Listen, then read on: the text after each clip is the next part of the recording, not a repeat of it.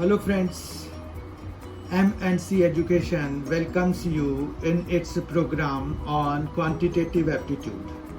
ये हमने एक सीरीज चलाया है जिसमें कि हम क्वांटिटेटिव एप्टीट्यूड जो कि एसएससी सीजीएल में पूछे गए क्वेश्चंस के समूह का एक सीरीज चलाया है।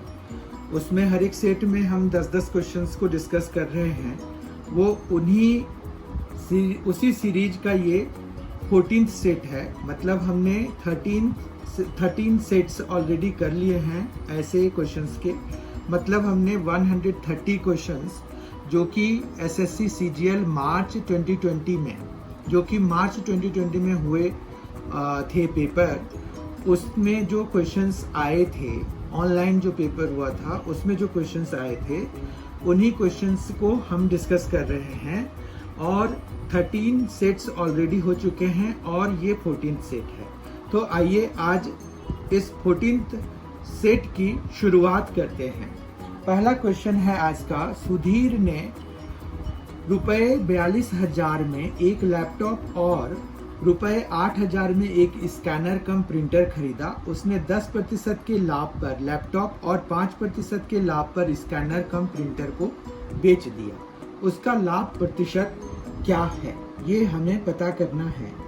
तो इसके लिए हमारे पास टोटल कॉस्ट कितना हो गया ये पता अगर चल जाए, क्योंकि हमें अगर लाभ, प्रॉफिट या लॉस निकालना है तो हमें टोटल कॉस्ट की ज़रूरत होती है। तो ये 42,000 है प्रिंटर लैपटॉप का कॉस्ट, और फिर प्रिंटर कम स्कैनर कम प्रिंटर का जो है कॉस्ट 8,000 है। तो टोटल कितना हो गया 50,000, यानी कि उसका कॉस्ट प्राइस 50,000 का है।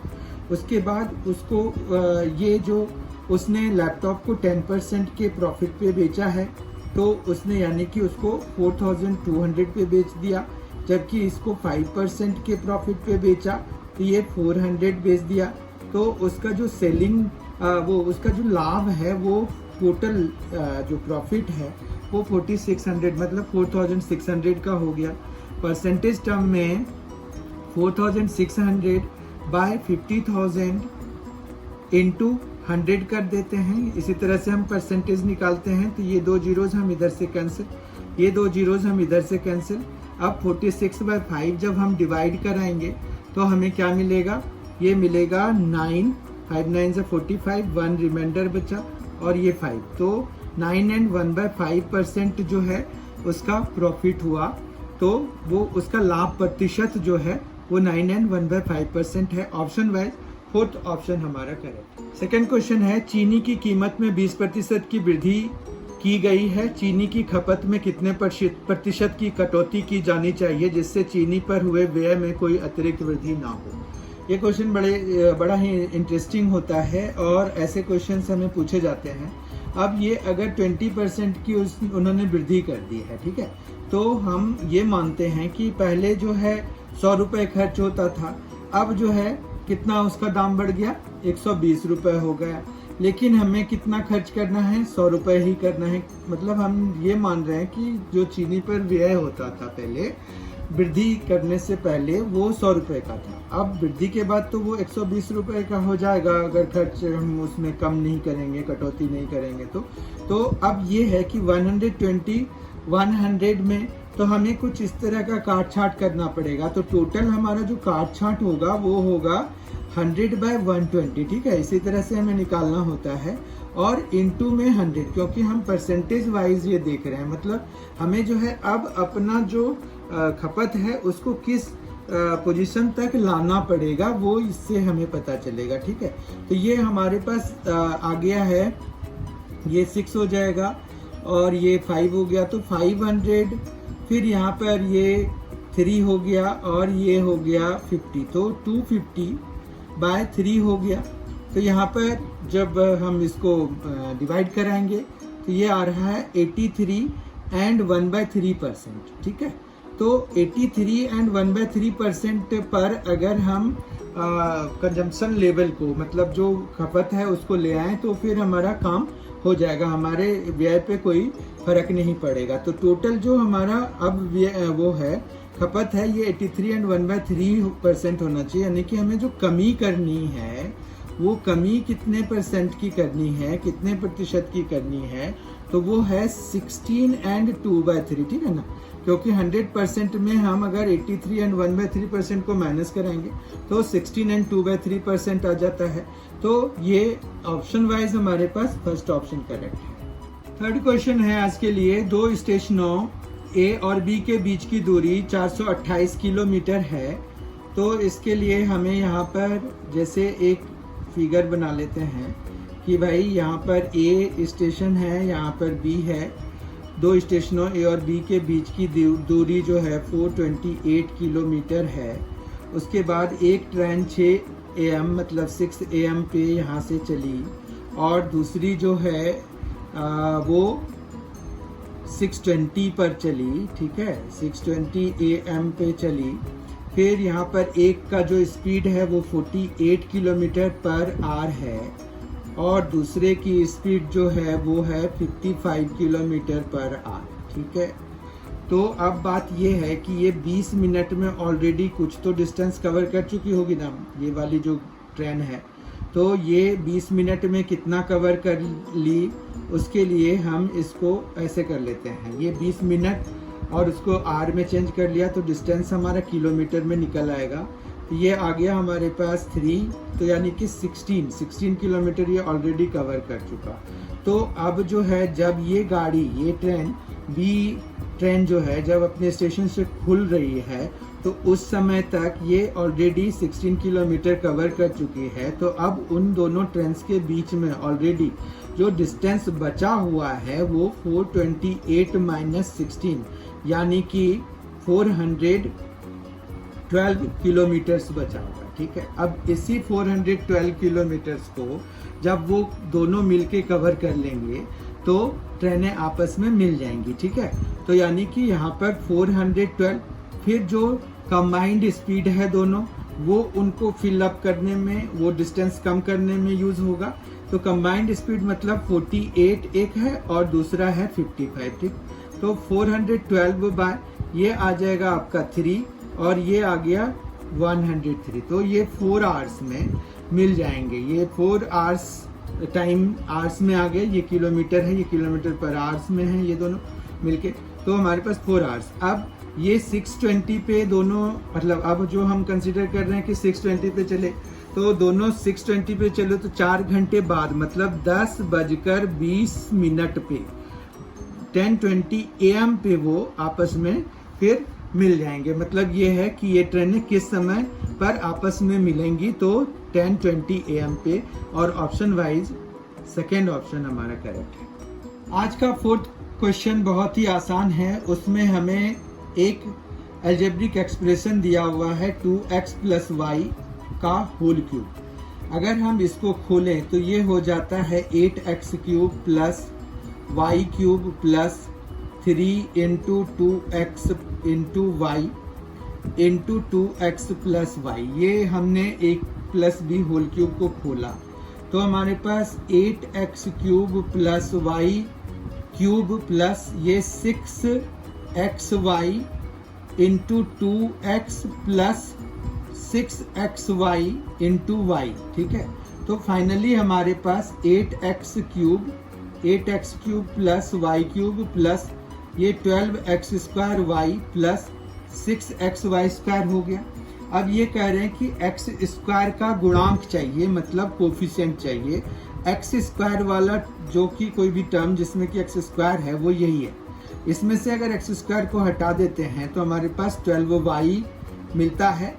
यही 12y जो है x² का गुणांक है। बाकियों में x² वाले टर्म्स नहीं है, सिर्फ इसी में है। अगर होता तो फिर हमें उन्हें भी कंसीडर करना पड़ता। अभी फिलहाल 12y हमारा आंसर होगा। तो इस तरह से ऑप्शन 2 करेक्ट है। Fifth question for today is, दी गई आकृति में यदि DE पैरेलल टू BC है, ये देखिए DE BC के पैरेलल है। AD हमें 2.5 दिया हुआ है, फिर DB हमें 3.5 दिया हुआ है, EC 4.2 दिया हुआ है और हमें AC की माप चाहिए तो इसको x ले लेते हैं। फिर चूंकि ये पैरेलल है तो this upon this is equal to this upon this हमें पता है, ये बीपीटी से बेसिक प्रोपोर्शनलिटी थ्योरम जो होता है, जिसको कि हम थेल्स थ्योरम भी कहते हैं, उससे हमें ये पता है कि AD बाय DB जो है, अगर कोई लाइन जो है, कोई line segment is parallel to any side of the triangle to intersect the other two sides at two distinct points, then the sides are divided proportionally. यही है BPT, बेसिक प्रोपोर्शनलिटी थ्योरम. तो मतलब ये हुआ कि कोई भी पैरेलल लाइन सेगमेंट अगर है किसी साइड के, वो किसी दो अलग अलग पॉइंट्स पे कट करते हैं दोनों साइड्स को, दो साइड्स को, बाकी दो साइड्स ऑफ ट्रायंगल को, तो वो जो दो साइड्स हैं वो एक निश्चित प्रोपोर्शन में डिवाइडेड हो जाते हैं. ठीक है, तो AD by DB is equal to AE by EC हो जाएगा. ठीक है, AE बाय EC हो जाएगा. तो ये AD है हमारे पास 2.5, DB 3.5, X बाय 4.2. इस तरह से X की वैल्यू अगर हम निकालेंगे तो ये 5 और ये 7 और ये 0.6, तो ये आ जाएगा 0.6 इंटू 5, तो ये 3 के बराबर आ गया. ठीक है, तो X हमारा 3 है, पर हमें AC चाहिए. AC जो है वो है AE प्लस EC के बराबर, और AE है अभी हमारा आ गया 3 और ये 4.2, तो ये आ गया 7.2 सेंटीमीटर. तो ऑप्शन वाइज ये first option 7.2 centimetre. Sixth question है, एक निश्चित राशि सुनीता, अमित और विभा के बीच 2:3:4 के में बांटी गई. यदि विभा को ₹14,416 मिलते हैं तो कुल राशि हम x मान लेते हैं, और विभा जो है देखो तीसरे पे आ रहा है तो ये 4, यानी कि 4 + 3 + 2 मतलब 4 + 3 7 + 2 9, 4/9 parts of the total money उसको मिला, और वो टोटल मिलके कितना हो गया 14,416. बस x के लिए अब इसको अगर हम सॉल्व कर देंगे तो जो वैल्यू आएगी वही हमारा कुल रकम है, कुल राशि है. इस जो भी जिसके बारे में बात की गई है निश्चित राशि के बारे में, तो ये 4 से हमारा यहाँ पर ये कैंसिल हो जाएगा. 4 3 4 6 और 0 4 हो गया, तो ये आ गया 36, 4 5 हो गया, तो ये आ गया 32,436. 32,436 जो है ये फोर्थ ऑप्शन करेक्ट है. आज का 7th क्वेश्चन है, यदि x - 1/x is equal to 11 और x3, तो x3 - 1/x3 का मान बताइए. बहुत ही आसान क्वेश्चन है. अगर इसको देखें तो x - 1/x का होल क्यूब अगर करा दें तो हमारे पास ये 11 का क्यूब हो जाएगा. क्या आप बता सकते हैं 11 का क्यूब कितना होता है? 11 का क्यूब होता है 1331. ठीक है, तो 1331 हो जाएगा राइट हैंड साइड में, और इधर लेफ्ट हैंड साइड में आ जाएगा x3 - 1/x3 plus 3 into x into 1/x into x - 1/x. ठीक है, अब ये x और ये कैंसिल हो जाएगा, और ये इधर 1331 तो हमारे पास है ही. ठीक है, हमें x3 - 1/x3 चाहिए, तो ये प्लस 3 इंटू x - 1/x है 11, तो 33 हो गया. ये उधर ले जाएंगे, और ये यहाँ पर माइनस होता है, यहाँ पर भी ये माइनस है, तो ये माइनस जब उधर ले जाएंगे तो ये प्लस हो जाएगा. ये आ गया x3 - 1/x3, ये आ गया 1331 प्लस 33, क्योंकि 3 इंटू 11, ये आ जाएगा 1364.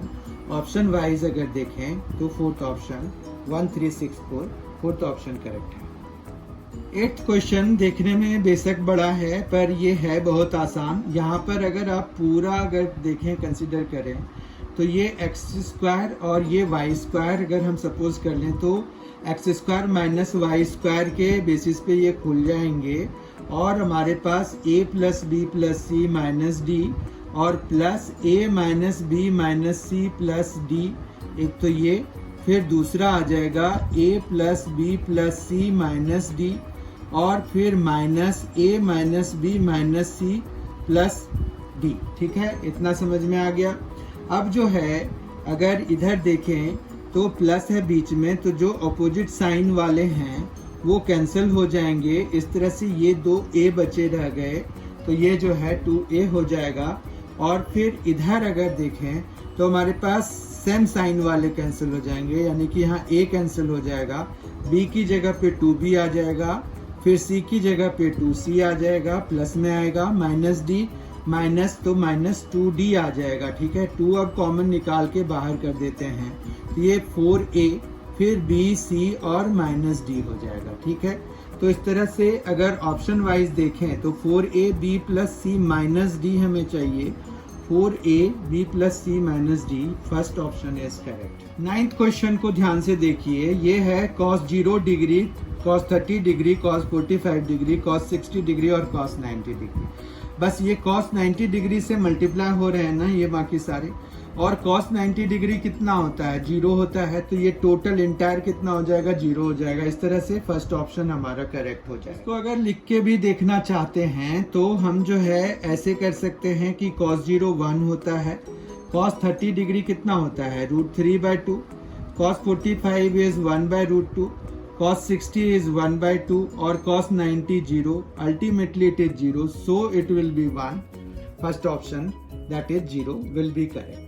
10th and the last question for today's session is, यदि किसी त्रिभुज के कोण 2:3:4 के अनुपात में है तो सबसे छोटा कोण का मान ज्ञात कीजिए। तो ये बहुत ही आसान है। अगर हमारे पास ये एंगल्स दिए हुए हैं तो 2x + 3x + 4x ASP के हिसाब से 180 डिग्री के बराबर होना चाहिए। ठीक है, इस तरह से ये आ गया 4 + 3 7 + 2 9, 9x = कितना आ गया, 180 डिग्री। तो x का मान आ गया 180 डिग्री बाय 9, जो कि 20 डिग्री के बराबर हो जाएगा। ठीक है, अब इसमें सबसे छोटा मतलब 2x, तो 2x = कितना हो जाएगा, 2 × 20 डिग्री, तो ये 40 डिग्री के बराबर हो गया। ऑप्शन वाइज अगर देखें तो सेकेंड ऑप्शन हमारा करेक्ट है।